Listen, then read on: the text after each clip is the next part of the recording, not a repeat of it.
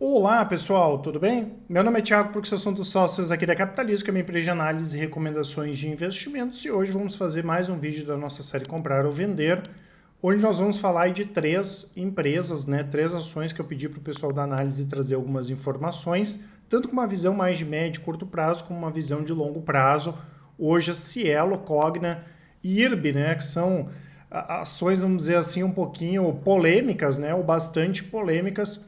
Inclusive, vamos aproveitar para compartilhar com vocês aqui um relatório que nós escrevemos sobre as três empresas, se vale a pena, se não vale, o que está acontecendo com elas, o que aconteceu. São companhias que a Capitalizo acompanha há muito tempo, a gente conhece muito bem esses três casos, então vale a pena baixar o relatório, ele vai estar aqui na descrição, tá?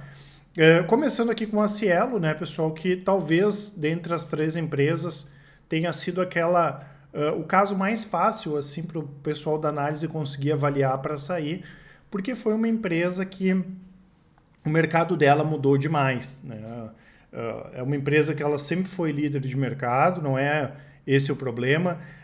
A Cielo não teve problema de fraude nem falcatrua, como foi o caso do IRB, não teve caso de alavancagem excessiva, como foi o caso da Cogna.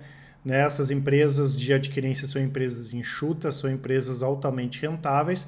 O que acontece é que o que mantinha a Cielo como líder de mercado e com altas taxas de margem, altas margens, e altas taxas de lucro, era a questão de barreiras, quando a gente falava de muito mais questões legais, de acordo que essas empresas de adquirência faziam, do que qualquer outra coisa. Inclusive, Mastercard e a Visa, na época, até ali 2010, tinham contratos de exclusividade com a VisaNet, que era a Cielo, e com a Redcard. E em 2010, o CAD, o Conselho Administrativo de Defesa Econômica, entendeu que a exclusividade contratual não fazia sentido, ela infringia a ordem econômica e fez com que essa exclusividade aqui fosse quebrada. Claro que não era de uma hora para outra que iam aparecer centenas de competidores, mas em algum momento isso ia acontecer. Em 2016, esse movimento começou a se acelerar, porque nós tivemos aquela exclusão dos acordos bilaterais entre adquirentes e bandeiras, e de uma hora para outra, por exemplo, a Cielo passou a ter mais de 80 bandeiras em suas máquinas, que foi basicamente ali na época que o pessoal recomendou a venda de 2017 para 2018, que a empresa começou a perder margens em função da concorrência. Eu lembro que na época muita gente questionou, poxa, mas a empresa não vai quebrar, para que sair? Mas não é questão de quebrar, pessoal? A empresa divulgar resultados ruins é uma coisa, a ação cair 40%, 50% pensando no longo prazo, acontece, Agora, o problema é quando a empresa piora a ponto de que ela não vai ter mais aquele mesmo cenário que ela tinha antes, o que com certeza não iria acontecer com a Cielo. A Cielo não tem como ter mais margens de 50%, 60%, porque o mercado mudou. E como o pessoal aqui não tinha a menor ideia de até quando ou até quanto essas margens poderiam cair, o pessoal acabou recomendando a venda de maneira super acertada aqui das ações da Cielo, tá?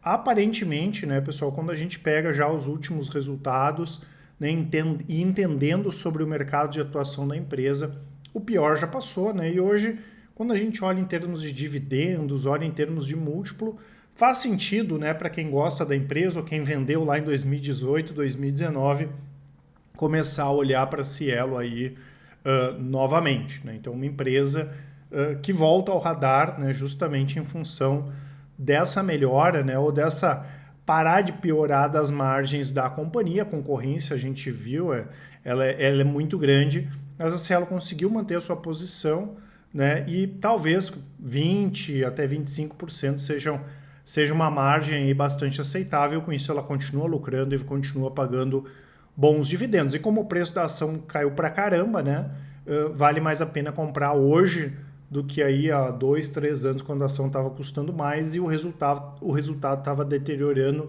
muito mais do que agora. Eu quero também deixar o aviso aqui para vocês, pessoal? Não esqueçam de deixar o like e compartilhar. Eu relembro a todos aqui que nós temos carteiras de longo prazo, de baixo giro, né? Carteira de dividendos, micro small caps, carteira de Thiago Brooks. 10 minutos por mês aí os investidores conseguem acompanhar. Inclusive, eu vou deixar também o nosso relatório de performance aqui na descrição. Tem as outras carteiras, renda fixa, diversificadas, fundos imobiliários, as estratégias de médio e curto prazo. Vale a pena vocês darem uma olhadinha, né? E aí dentro de cada carteira ali tem uma explicação mais aprofundada. Vou deixar os nossos contatos, né? Porque é importante, como a gente comenta sempre, né, pessoal, que o investidor ele respeite o perfil dele, né? Então, se o investidor não tem perfil para ter todo o capital só em ações, ele pode ter uma carteira mais diversificada. Independente do perfil do investidor, a gente tem uma carteira que vai casar bem com vocês. E vou deixar também aqui o cupom de desconto, né? O Arraial Cap, que dá até 20% de desconto. Ele vale esse cupom até o final de semana. Então aproveitem a promoção. Lembrando que a nossa assinatura Full Trader em breve vai ter o seu preço elevado, tá? Nós temos aqui um outro caso que foi bastante complexo na época também, que foi a Cogna, ainda como Croton, né? Eu já comentei algumas vezes que foi uma ação que até mesmo antes da Capitalizo existir, a gente ganhou muito dinheiro com a empresa, porque era um mercado muito bom de atuar quando nós tínhamos o FIES no formato que era antes, né? Porque não tinha risco, essa é a verdade. As empresas vinham crescendo demais e o governo subsidiando, né, essas mensalidades, o que é bom, né? A gente não vai entrar aqui no mérito se isso é legal, se não é, no sentido de deixou um monte de gente endividada. Eu sei que essa questão é complexa, mas o intuito é ganhar dinheiro, né? E quando a gente enxerga alguma oportunidade, né, pode ser que a gente não concorde muito com aquilo, como foi essa questão aqui do FIES, mas foi uma oportunidade para ganhar dinheiro, né? Porque não tinha risco, né? Essa era a verdade, as empresas estavam crescendo. Quando a gente não tem risco, né, pessoal, a gente não precisa competir no preço, todo mundo tinha preços bons, só que a gente sabia que o FIES era uma caixa preta, né? Não tinha números nenhum. Depois da saída da Dilma começou a gente entender, começou a sair os primeiros números mostrando que a inadimplência era muito pesada, né? E ali em 2017, quando começaram a sair números mais concretos, a gente sabia que o FIES, da forma que ele existia, ele não ia mais existir daquela forma, porque na verdade era uma grande bolha, era insustentável ter um programa que ninguém estava pagando, tanto que agora todo mundo aí foi perdoado, tá? Inclusive, nós tivemos aí mais de 1 milhão, né, de estudantes aí inadimplentes, enfim, né? A gente está falando de mais de 7 bilhões aqui de reais de inadimplência, né? E foi o que acabou acontecendo, né? O programa deixou de existir da mesma forma que ele existia antes. As empresas teriam que competir, né? E elas estavam extremamente alavancadas, principalmente a Croton, que acabou virando Cogna depois, né? A Croton ficou só a parte aí do ensino superior. E aí complica também, porque a gente perde a previsibilidade, né? Poxa, ela vai competir, mas e o preço? Como é que vai ficar o preço? A gente sabia que as empresas iam para a educação básica também, mas a educação básica tem uma dinâmica muito diferente da educação superior. E as empresas, além dessa questão da alavancagem, que foi péssima, né, principalmente aqui para a Cogna, nós tivemos a crise, né? Então fechou todos os campos. Imagina o prejuízo aqui que essas empresas tiveram. Então, uma empresa muito endividada que teve que competir no mercado, né? O preço foi muito para baixo, né? As margens caíram bastante, né? E a empresa, claro, passou por maus bocados, prejuízo, endividamento elevado e assim por diante. Aparentemente também, né, pessoal, o pior é que passou no caso da Cogna.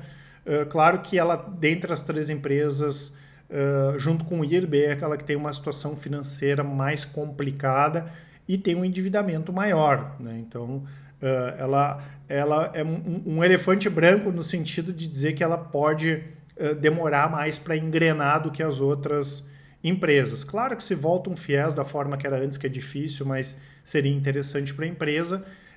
E tem algumas questões aqui legais, né? Como, por exemplo, a parte dos cursos de medicina, né? Não é de se descartar que eles façam um spin-off, né? Uma cisão do curso de medicina, coloque isso na bolsa, pode ser uma oportunidade boa, mas no nosso entendimento hoje tem empresas mais interessantes no ramo de educação, como o caso da Ânima, né, que vem crescendo bastante nessa parte de medicina também, e no próprio caso da Edux, né? A gente entende que O pior já passou, até porque não tem como ficar pior do que fechar todos os campi, como eu falei, mas, né, para quem acompanha a empresa, aí vale a pena ficar de olho justamente por essa possibilidade, dependendo do próximo governo, né, de dar uma bombada de novo no FIES, e aí, claro, a empresa fica bastante interessante novamente. E claro, né, pessoal, a questão aqui do IRB, né, que foi outra ação que a gente recomendou venda no momento bastante interessante, no momento certo também, né, a gente fez várias recomendações de venda e a derradeira foi quando eles mentiram, né, sobre aquela questão do Warren Buffett ter posição na empresa. Eu lembro que na época a gente foi bastante questionado também, porque as pessoas minimizaram isso, né? E infelizmente é uma coisa que o brasileiro faz, é minimizar a questão da mentira. Né? Imagina se eu começo a mentir aqui, quem é que vai contratar capitalismo se as pessoas da capitalismo começam a mentir? Isso não faz sentido. Né? E a gente sabia que com aquela questão da mentira não ia ter nenhuma forma da empresa se reestruturar no curto prazo, porque é resseguros, é seguro, isso depende de confiança, a confiança estava totalmente quebrada, né? E foi o que acabou acontecendo, inclusive eles reviram, né, vários trimestres os balanços da empresa, a gente sabia que isso ia acontecer também, era o momento de aproveitar para refazer os balanços, né? E a gente não pode esquecer que junto com essa questão trágica aqui do IRB, veio a crise também, né? Então aumentou a sinistralidade, não foi só o IRB pelo IRB, né? Mas também essa questão da crise impactou de maneira negativa. A gente viu outras empresas que trabalham com seguro, por exemplo, como o caso da BB Seguridade, que também se prejudicou bastante por causa da sinistralidade, por causa da inflação, né? E no caso do IRB aqui isso acabou também acontecendo. Agora, né, pessoal, não dá para comparar o IRB de hoje com o IRB de 2020, é uma empresa totalmente repaginada, é um caso de turnaround, né? Mas a questão da reestruturação é o que a gente fala sempre, ela pode demorar muito tempo. Né? O Banco Pan, expectativa era se reestruturar em 2, 3 anos, demorou 7.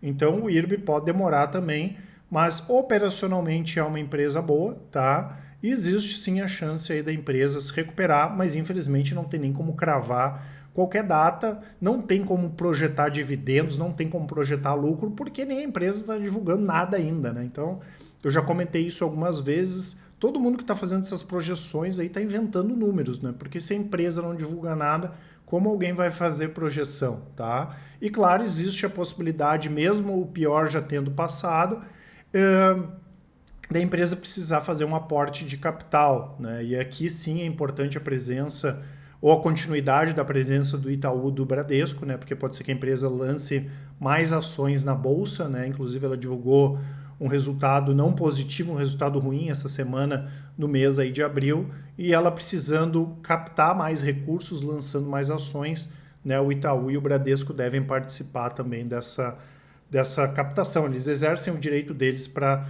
manter o tamanho da posição que eles têm hoje, né? Mas como eu falei, não é o IRB de antes, mudou totalmente a empresa, é bom operacionalmente, mas como é um caso de reestruturação, pode demorar bastante aí para se recuperar, tá, pessoal? Esse é o grande risco dessas empresas, né? Então nós temos o caso da Cielo, que é uma empresa que não teve falcatrua, não teve endividamento, mas as margens ficaram totalmente sem previsibilidade.